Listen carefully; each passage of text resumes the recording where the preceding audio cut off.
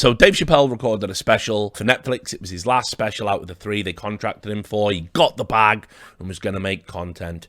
And he did one called The Closer. Right out of the gate, he said this is the last special, probably for a while. He's also had a documentary made about him and the making of the specials, which had a secret premiere for a select group of celebrities. And he's going to take a break after it. It seems. And so he says right at the start of the show, people aren't going to like this, and they're not going to come along for the ride. Now, just some backdrop stories, because America right now is all over the place with regards to race. They're all over the place with it. They don't know what they're doing. You've got people arguing racial segregation is good, and they're on both sides. They're the ultra-liberal and the ultra-racist.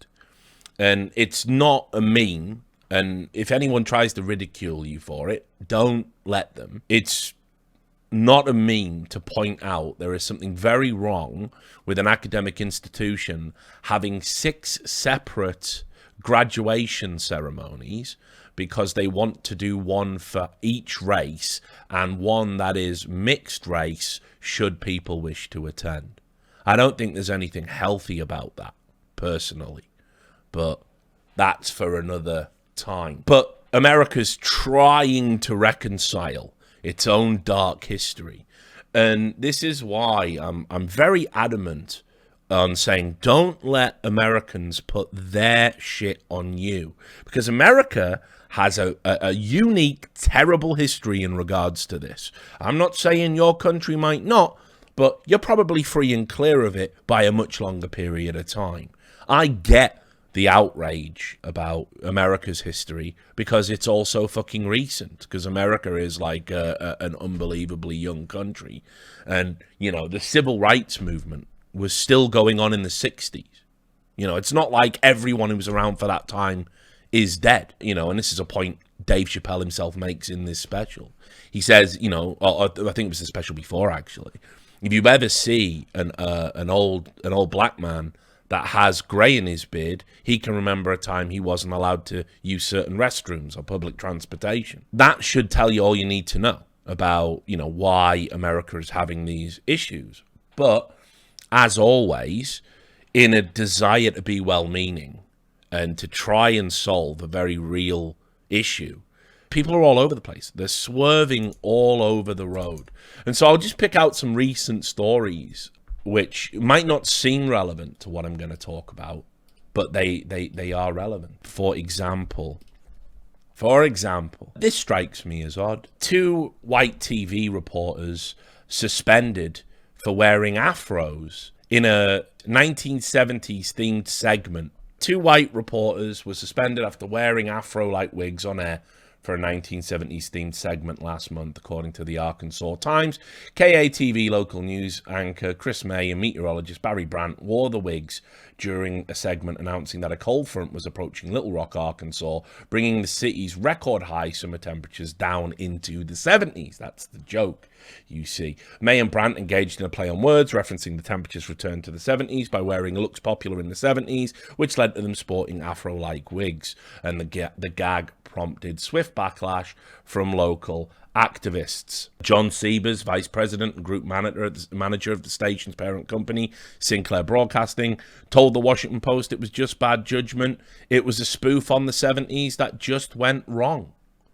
The KATV reporters were suspended, and the station's longtime news director, Nick Genty, was fired in light of the incident, the Post reported. You have to ask yourself, how is that racist? Because it isn't. It's a trick question. You know, the idea that people didn't have big hair in the 70s. I mean, I've probably wore an afro. Am I cancelled now? Like, I must have at some point. Like, I just don't see how you could not there used to be a shit nightclub in Middlesbrough called Flares. It's like a chain, and they're like 70s themed restaurants, and you go dressed up. Must have done that. Not to mention, you know, like I say, I have fucking ridiculously curly hair. If I grew it out, it wouldn't look a million miles away from a fro. So the idea that, I know it's called an afro, which comes from Afro-Caribbean, but the idea that big curly hair was an exclusive black thing in the 70s is absurd. Very surprised by that, okay? But people are trying to make sure that black people have better representation on TV and that people aren't insulting them or offending them or denigrating their culture and background. So you get knee-jerk reactions like that. Then you end up with strange instances like this. Obviously, football season's back. College football is happening. And there was an incident at the end of September. And you can see here, coach is real happy with that. It's not high school. Not particularly happy with a collegiate athlete. I believe what had happened was he caught a ball, went for a spin move, and they lost possession because of it. So he berated him.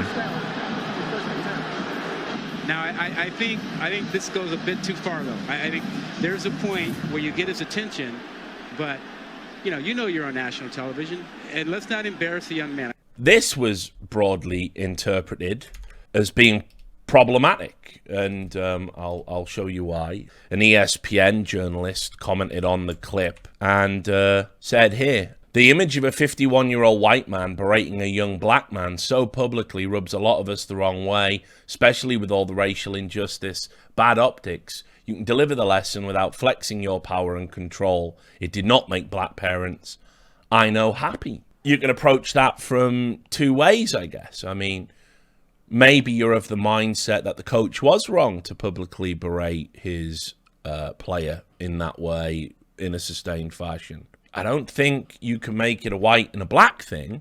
People didn't like that. You know, that wasn't a lone voice. There were other people other black sports writers that were sort of in agreement with that. That should give you an idea of the strength of feeling currently in America about the racial divide. And another instance that occurred. And this is a strange one. Got to be honest, wasn't a fan of this.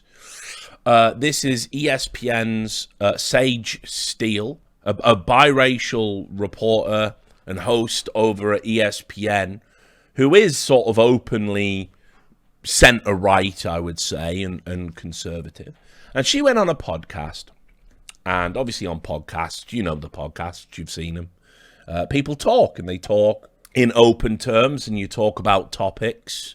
She went on a podcast and said, basically, that she was talking about what you put down on the census when you dual heritage. You know, what do you do? And she was talking about a moment where she was arguing with her mother and saying, am I going to put white, am I going to put black, because she has one white parent, one black parent. She said, she referenced Obama. So he goes, yeah, I find it fascinating that Obama identifies as black. I'm like, congratulations to the president. That's his thing.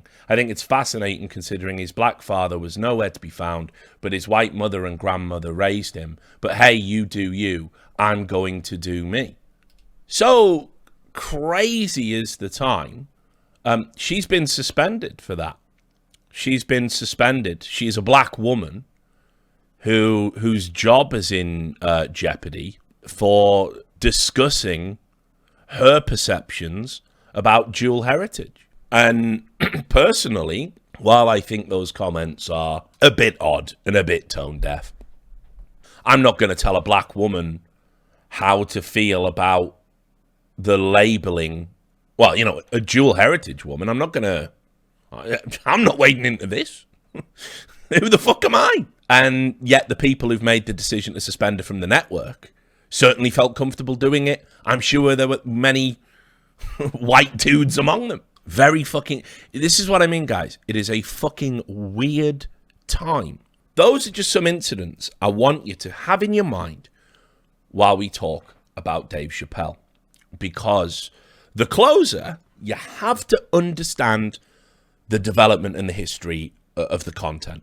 And that is that Dave Chappelle is a very funny guy, no doubt. And he's a guy who has made humor, both sketch comedy and stand-up comedy, around how race is perceived in the media and how race exists in America. And a lot of his stuff, because he's a very intelligent man, people have read it both ways. They see him mocking white people. He's got a great bit about how he was smoking a joint with his white friend Chip, and he was high as fuck and they were lost. And Chip walked up to a police officer and said, oh, hey, man, I'm really high and I'm lost. Can you give me directions? And he goes, the police officer turns around and he goes, well, you take it easy. Yeah, you're already on the street you were looking for. Don't worry about it. And he pauses and he goes, no, that's the end of the story. And you white people in the audience aren't laughing at that. But to a black guy, that's fucking amazing. And of course, obviously, the joke isn't about his friend or what happened. And he does the white guy voice, and that's not the joke either. These are all obfuscations of what the point is. And the point is that a police officer is more likely to intervene, let's say, if there's a black person smoking weed. That's the perception among the black community. So that's the joke. But is it a joke? It's a very upfront statement.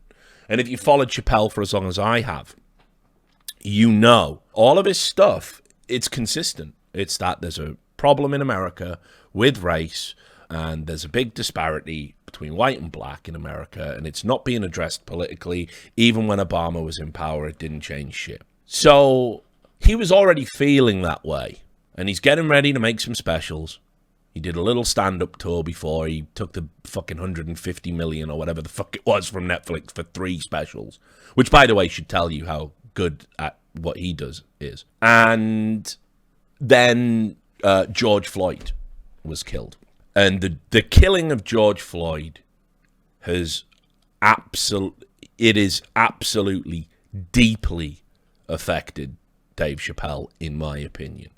Because I watched, he did a live show, I think the day after or something it happened. And you can go watch it on YouTube. He basically is just talking about it, and there's no jokes. And it's deeply affected him. And why it's deeply affected him is Dave Chappelle has entered a point of his life where he has means, he has wealth, he's had life-changing money, made 150 million from one media deal, and he's still seeing people like him from the background he's from, sort of being extrajudiciously executed. And that must be fucking insane. Like, what a mind fuck. And so he went and wrote the next 2 specials, and he'd run into some problems because he's made fun of gay people and he's made fun of every group at some point, but he's made fun of gay people, and now he's made fun of trans people. And obviously a lot of people in mainstream society have a lot of sympathy to the plight of trans people and the way that our society is trying to catch up into trying to find solutions of how we can accommodate trans people and support trans people without it overlapping in any other group. And I've talked about this a lot, and I won't get into the tangent, but as a member of what was the LGB when I was growing up, before any of the other letters, I can tell you what was woke then was, oh, go over here with the gays and they'll help you out. That was how society supported trans people. Yeah, go stand with the gays. It was a tense and fraught time in the LGB, the lesbian, gay and bisexual alliance back then. It was a fraught time because people never had a problem with lesbians. The biggest enemy of a lesbian is other lesbians. Guys like it. Lesbians like it. Society doesn't consider it a threat, because of the old psychology. There's no penetrative element to it. So lesbians were having a pretty good time. I mean, it's like the historical aspect of it where Queen Victoria, when they were passing anti-homosexual laws, somebody asked her, should these laws apply to women? And she went, what? There's no gay women. And so, lesbians were completely fine to practice their same-sex love, and gays were getting locked up.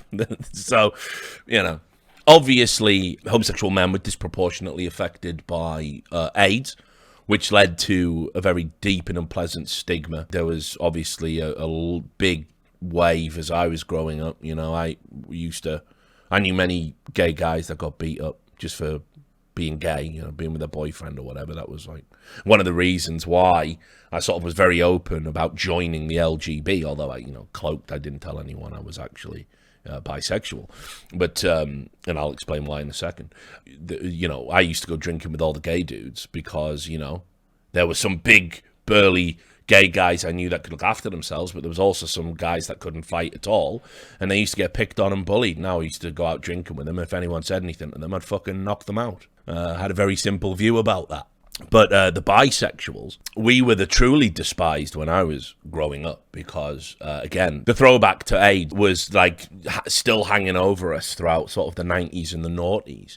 And the one thing you would always hear was, well, from straight men, straight angry men, if the gays get AIDS and die, more women for us, but the bisexuals are making us get AIDS. So the gay hate was put on hold when I was growing up because people wanted to come for the bisexuals. They thought, you know, they erroneously believed AIDS was, you know, just a gay disease. You didn't want to tell anybody you were bisexual because people didn't like that at all.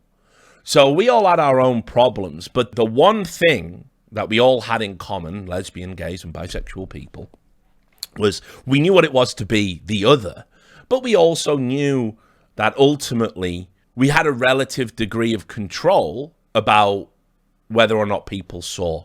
You know, the whole idea of closetry, being in the closet or hiding aspects of your personality, sexuality specifically. What people don't realize is the closet is sort of a joke. Like we sort of just flippantly talk about it. Oh, he's in the closet. Oh, he's a closeted homosexual. You know, he needs to come out, you know, of the closet. But the problem is, it's not really safe outside the closet a lot of the time. And it's not just about direct safety. It's about sort of societal disappointment and pressures. Parents that can't reconcile that, you know, they might not get the wedding and the grandkids that they wanted or whatever it is. And, you know, being in you were in different degrees. I knew gay guys that they just didn't tell their parents.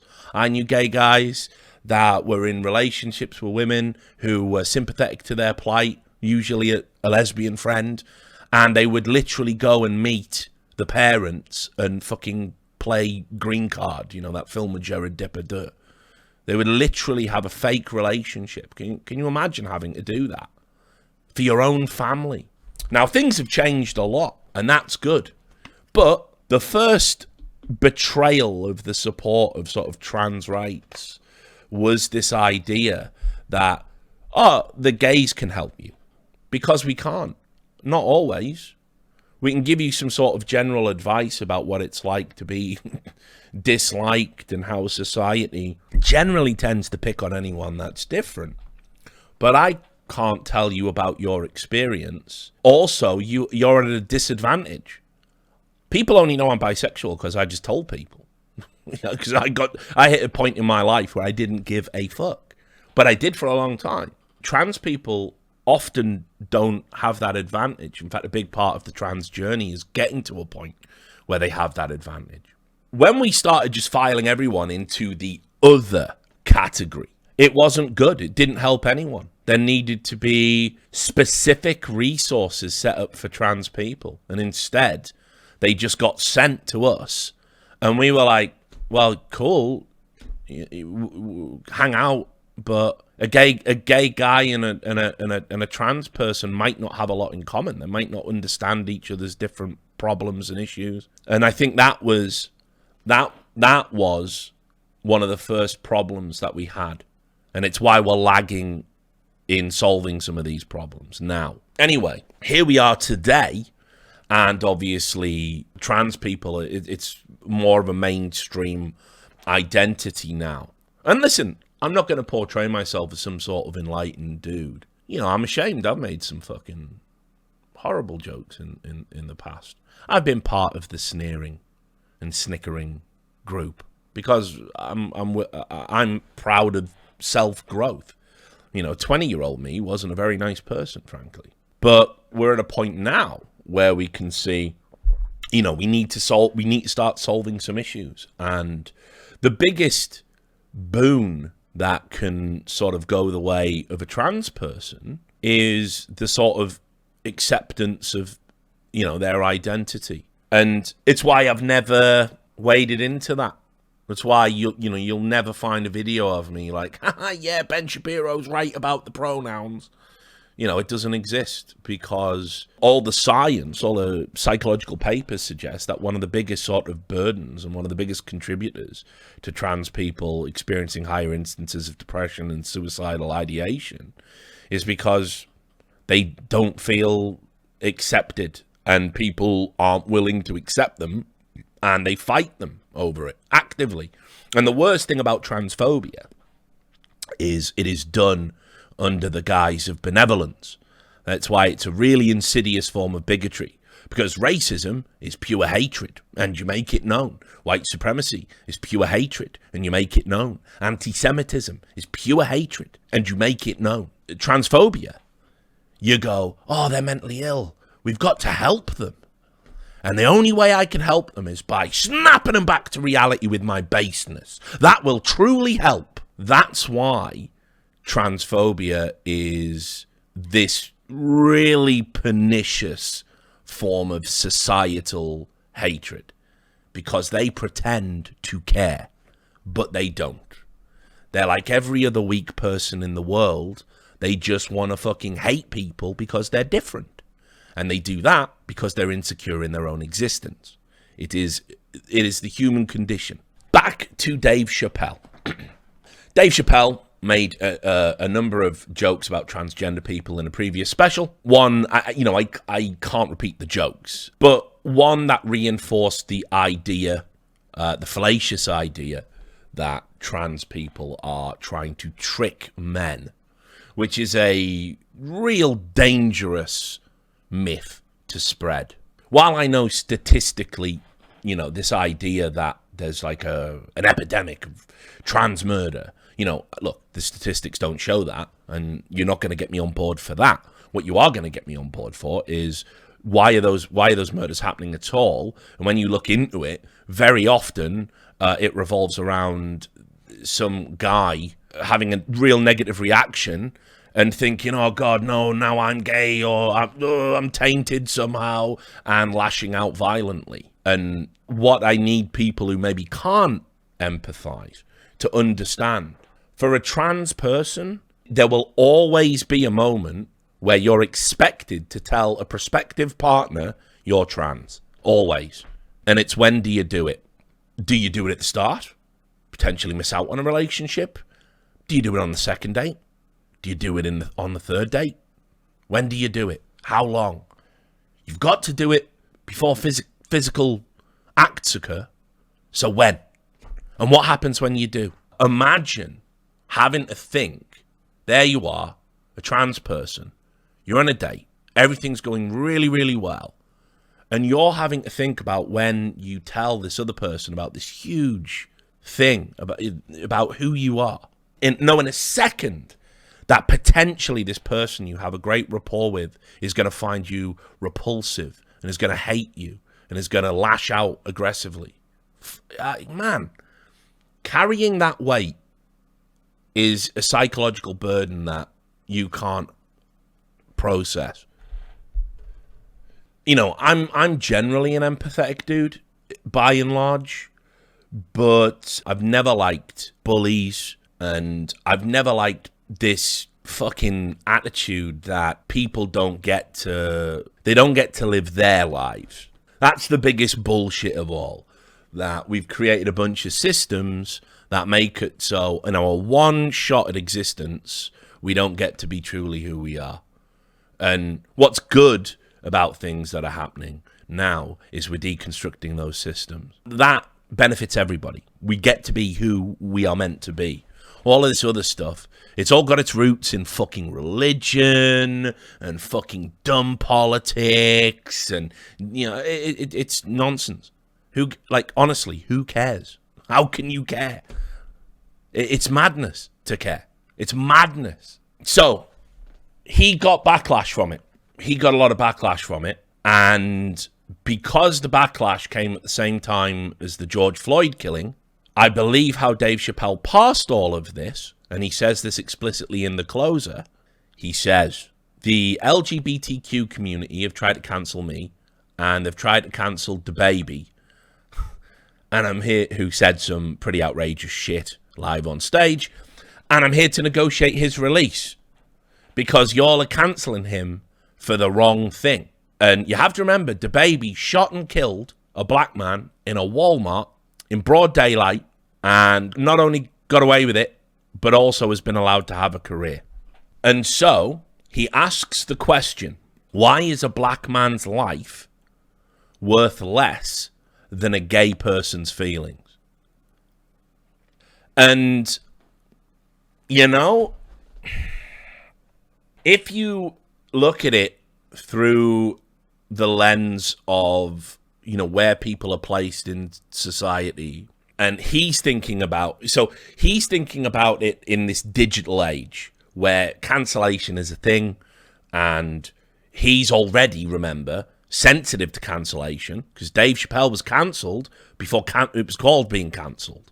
He walked away from a bunch of money and was essentially blacklisted. That's why no one saw him for 10 years. He got industry blacklisted. So he has a sort of also, not just a profound fear of that happening again, I would imagine, but also an understanding as to what it's like for that to happen. And as he said, when you take away someone's livelihood, that's like killing a man. If you take away their ability to eat, that's like killing a man. Now, obviously, that doesn't really apply to Dave Chappelle anymore because he's just got $150 million. But the general principle is, you know, if you steal somebody's job from them, you take away their ability to eat, their ability to house themselves, their ability to support their children, you can essentially doom an entire family. And we do it frivolously in this day and age. And we do it for very little, as you've just seen. You put on an Afro wig, you got to go. You said you're surprised Barack Obama identifies as black, you got to go, even if you're black. So that's what he's trying to address. And the other thing he specifically says in the special is he looks over at the LGBTQ community with envy because of how far they've come in society. He says he can't believe all of the rights they've achieved in such a short space of time while black people are still struggling to achieve equality in society. And he also says he had an argument with a gay person, and the gay person was white, and they called the police on him. And he says what he hates is that that group gets to be a minority until it's time to be white again, because no black person would call the police on another black person because it's not safe. I could get killed. And obviously that bit is crazy because it sort of presupposes there are no black gay people, which is like a bit of an oversight. But also you can see how that bit is informed by what happened to George Floyd. So first of all, right, I've talked a lot about the sort of background and the setting and the key parts of the special. Is it funny? Yes, very. Dave Chappelle can make anything funny. He's a fucking master at what he does. He is naturally hilarious. I love this version of Dave Chappelle in terms of his delivery. He's become a raconteur. He's become real smooth at delivering long stories with great payoffs. And that wasn't his style always. Go watch some early Dave Chappelle. Watch what Dave Chappelle is now. Very different. And I think he's improved a lot of his skills because he's great at what he does. Are some of the jokes in the special transphobic? The $1 million question. And the $1 million answer is, yeah, they are.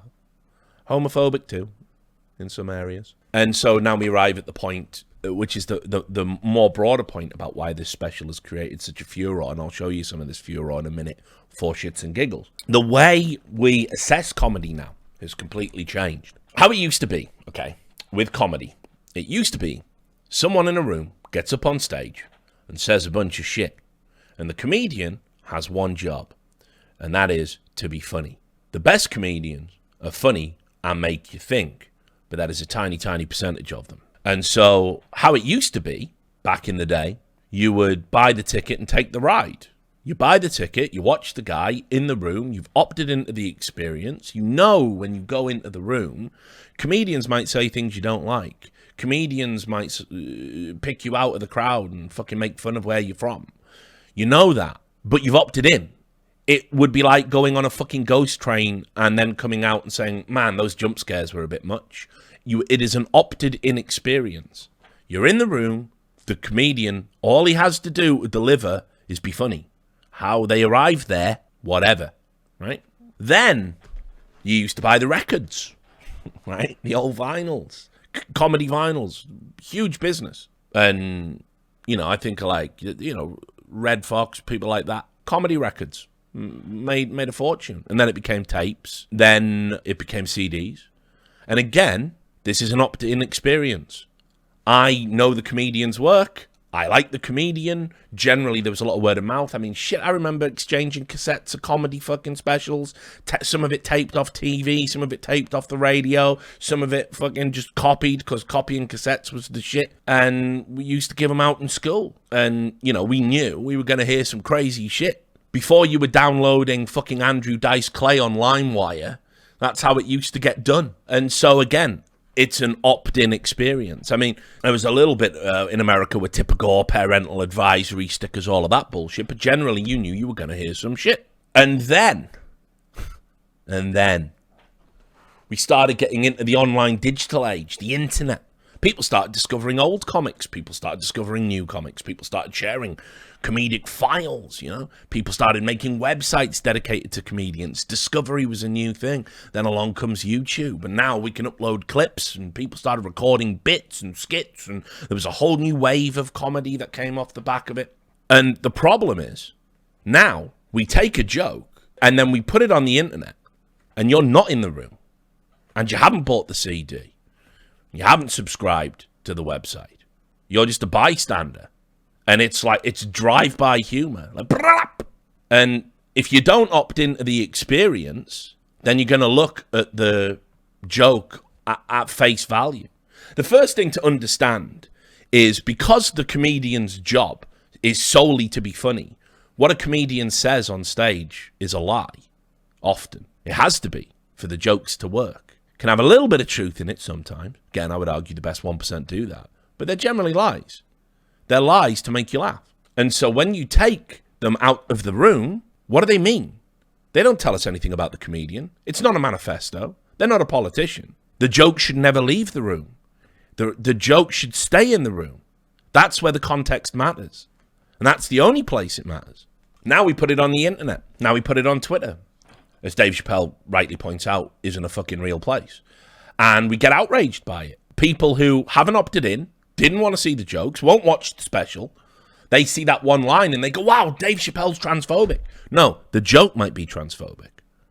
And so we come back, is it okay for a joke to be transphobic? Is it okay for a joke to be racially insensitive? Is it okay for a joke to be offensive, essentially?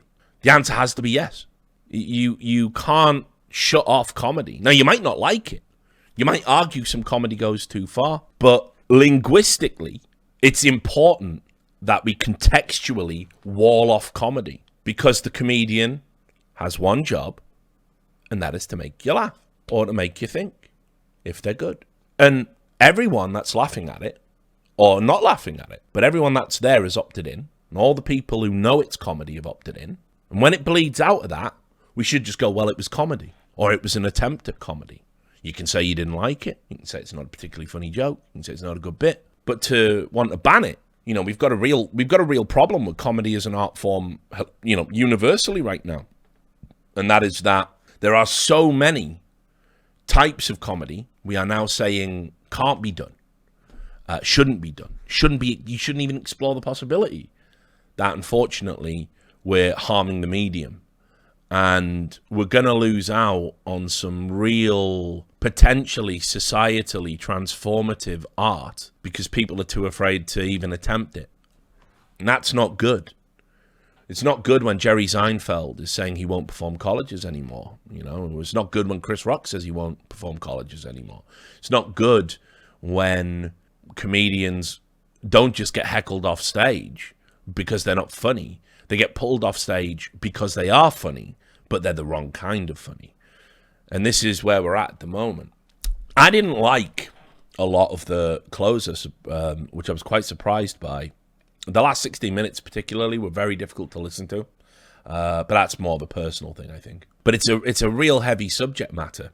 But what Chappelle has done is he's done a meta comedy. In fact, I would go so far as to say you mustn't view The Closer just as a comedy special. It's a piece of performance art. That's how I think about it. He knew he was going to cause the outrage. He knew what was going to happen after. And he wanted to demonstrate the key point that, inarguably, black people are further down on the oppression totem pole than the LGBTQ community. That's what he wanted to show. And he knew if he said the things he said, this would be ably demonstrated. And so we arrive at the furor. And remember, to figure that out, you obviously have to be a media student, don't you? So let me just get to some of this stuff. This was one of the first pieces I saw. I knew where it was going to go. But here was this was at Film. Dave Chappelle's bigotry and transphobia has no place in this industry. This industry meaning the entire entertainment industry. And remember, this reaction is essentially about saying what a black person can say. And so it should make everybody uncomfortable, especially because the big criticism is he's punching down. And that concept is ridiculous. To punch down, you have to assume somebody's beneath you. And the idea that a black person in America is punching down by ridiculing other marginalized groups, I don't know about that. I don't know if I can get there intellectually. Then, and this is bonkers, this was on NPR. It's the maddest thing I've ever heard, and I think this will sort of show you like how ridiculous American academia is.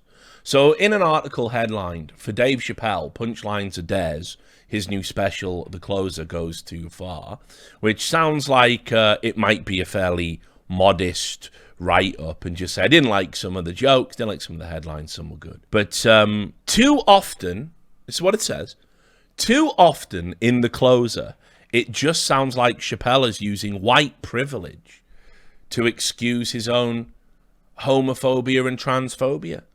Now, I'm sure Dave Chappelle will be happy to know. He's ascended to having white privilege. I'm sure he'll be fucking delighted with that. Then we had Netflix employees. Because remember, right?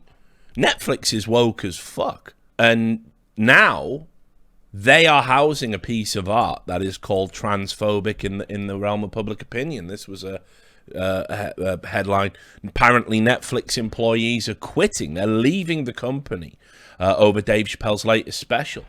In the article, which I've just got a screenshot of it here that I pulled from Twitter, but I read the article, and basically it's sort of very similar to what's happening over at Spotify with Joe Rogan. And that is that basically there are people in there who are like, no, Joe Rogan's alt-right, he's alt-right adjacent, he's evil, he said ivermectin once. And they got given a fucking sort of peace offering in the sense that they went back and scrubbed Joe Rogan, like the Milo episode, the Alex Jones episode, all of that's gone, right? Any controversial episode just gets got. Now, Netflix was talking about how important it was to empower black creative people and represented in. They definitely didn't want to undervalue Dave Chappelle and definitely didn't want to fucking give him a derisory offer. $50 million a fucking special makes him like the highest paid comedian ever. And then again, I think didn't they throw like someone like fucking $8 million at Amy Schumer for one, which is, but anyway. So, yes, these people at Netflix were saying they were willing to leave the company unless they removed The Closer and any other transphobic content put out by Dave Chappelle, even though, again, as I've said, while I don't disagree the jokes are transphobic, there's no logical way I can do that. There's no way I can say sort of mocking trans people isn't transphobic in the same way that mocking black people wouldn't be racist. The question becomes, is it okay to do it in a comedic environment, especially if you're making a broader point an intelligent, broader point about the futility of oppression Olympics and how maybe there's a misrepresentation in the media about how sort of overall oppressed you are in comparative to, you know, the struggle black people face. You know, I think a black comedian has absolutely every right to make that point and make that comparison. And the fact that they're doing it in a comedic environment, to me, should sort of make that a safe haven where those ideas can be explored. But anyway, there's a, you know, I think there's a realistic chance The Closer gets pulled from Netflix. I think there could be a real chance of that. Now, that article, by the way, yeah, this write-up was a bit fucking crazy. They even found a unique way to be offended, which is like, fuck me.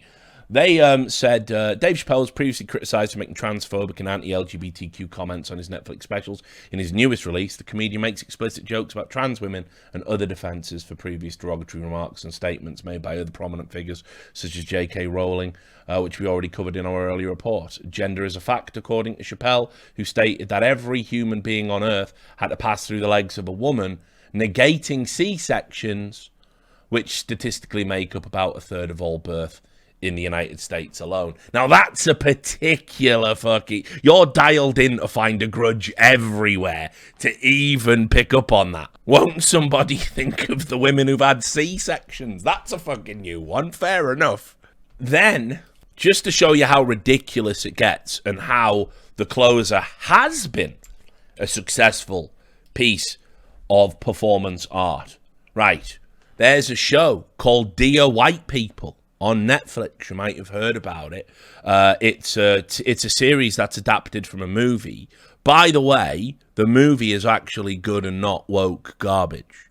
The TV series isn't. The movie's actually making a point about race relations in America that's quite intelligent. In the same way that a lot of people assumed Get Out was woke garbage, and it's not. And it's actually ridiculing the way liberals interact with the black community in America. You know, and it's a fucking great movie. People might steer away from the film, and the film is good. I can tell you that. So anyway, Dear White People is exactly what you think it is, the series on Netflix. It's sort of impugning white people and the way that they treat black people in America. And yet, here is a white person responsible for Dear White People saying to Variety magazine, the big industry paper, that Dave Chappelle needs to shut the fuck up. She is using... Again, I can only use the way they would frame it, right? But it does seem to me an awful lot like she's using white privilege to silence a black man. Now, I don't know. I don't know if that's actually what's going on. I'm not sent, you know, I'm not American. I didn't go to an American college, thankfully, so I couldn't really tell you. But that does sort of,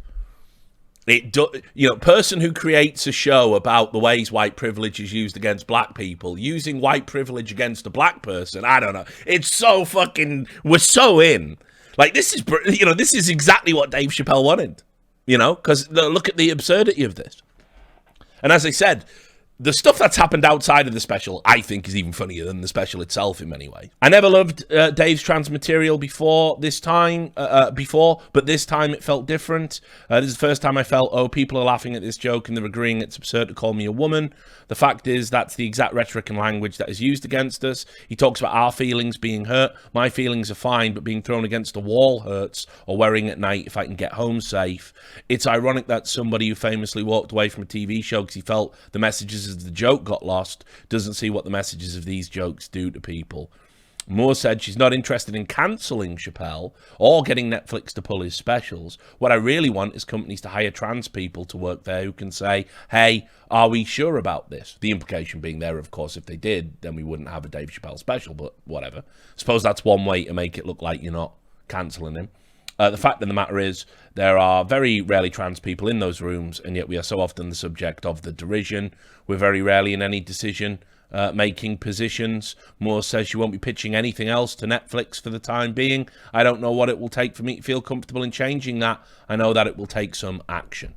So you can see again, Dave Chappelle wanted to make a point about how the LGBTQ community are more empowered than the black community in America right now, and I don't know if she intended to prove that point, But I think being able to withdraw your work from a platform that you've worked at for years, sort of insist you need to be in the room to have editorial input over a black comedian's output.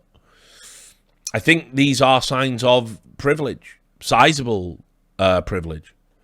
So I don't know. Seems that Mr. Chappelle might feel warranted in some of this. I'm trying to think if there was any more absurdity. Oh yeah, here we go, actually. This is what we can end the Dave Chappelle review on. Dave Chappelle went and did this premiere for his upcoming documentary about him and his life. You can see here, Dave Chappelle gets standing ovation amid Netflix special controversy. Says, if this is what being cancelled is, I love it. I'll read you the exact quote. Amid a swirl of controversy around his new Netflix special, The Closer, Dave Chappelle took center stage Thursday night at a star-studded and sold-out show at LA's iconic Hollywood Bowl. He shared the marquee with a screening of untitled Dave Chappelle documentary. Some who were on the bill tonight included Snoop Dogg, Nas, DJ Jazzy Jeff, Stevie Wonder, Lizzo, and John Hamm, with the latter cutting a rug together during their outing. Comedian Jeff Ross kicked off the program with a short intro, followed by a screening of the film, which one attendee described as moving. Then came Chappelle, dressed in a suit, with his wife and a cigarette in hand, for the main event that saw him being heralded at the mic on numerous occasions as the greatest living comedian. If this is what being cancelled is like, I love it, the 48-year-old said in response to a standing ovation. The line, and many more like it, was greeted by rapturous applause from the crowd, which included a masked Brad Pitt, Tiffany Haddish, Donald Rawlings, and others. At another point, he was more blunt. Fuck Twitter, fuck NBC News, ABC News, all these stupid-ass networks. I'm not talking to them, I'm talking to you. This is real life. Now, I can agree with that sentiment. There's perhaps a broader argument, and I saw this courtesy of my good friend Fungaroo sent me this.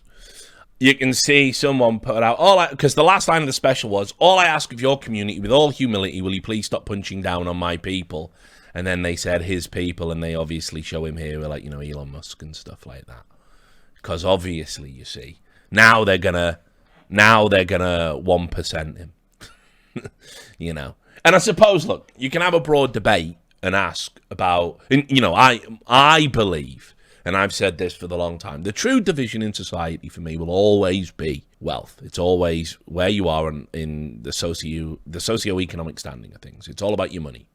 It's all about your money and your ability to make money and snowball your money.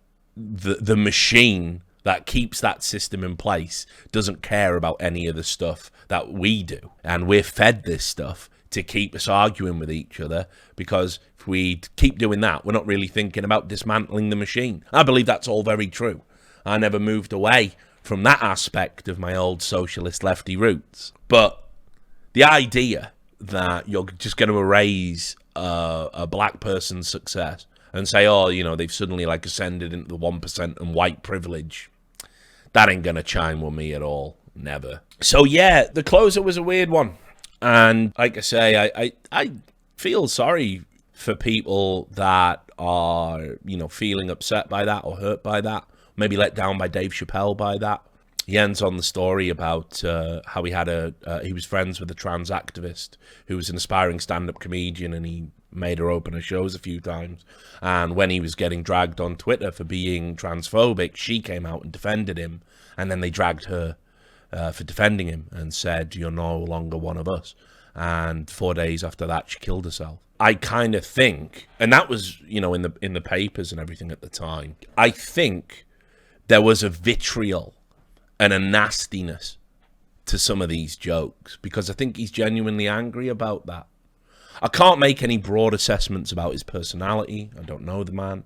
Can't make it, but, I can certainly say the whole point of all of these specials has been to sort of show, in the light of what happened with George Floyd and everything else, that this notion that black people, have an ability to punch down on anyone in America right now is absurd.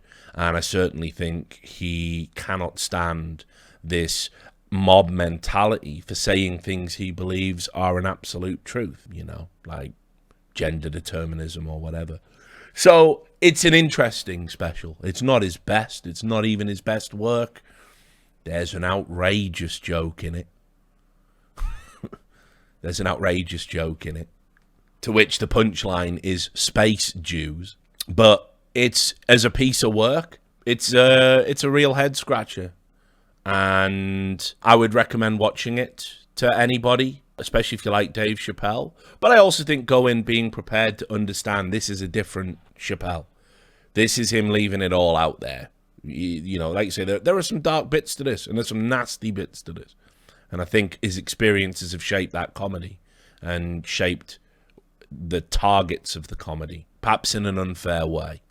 But it's funny, it's good work.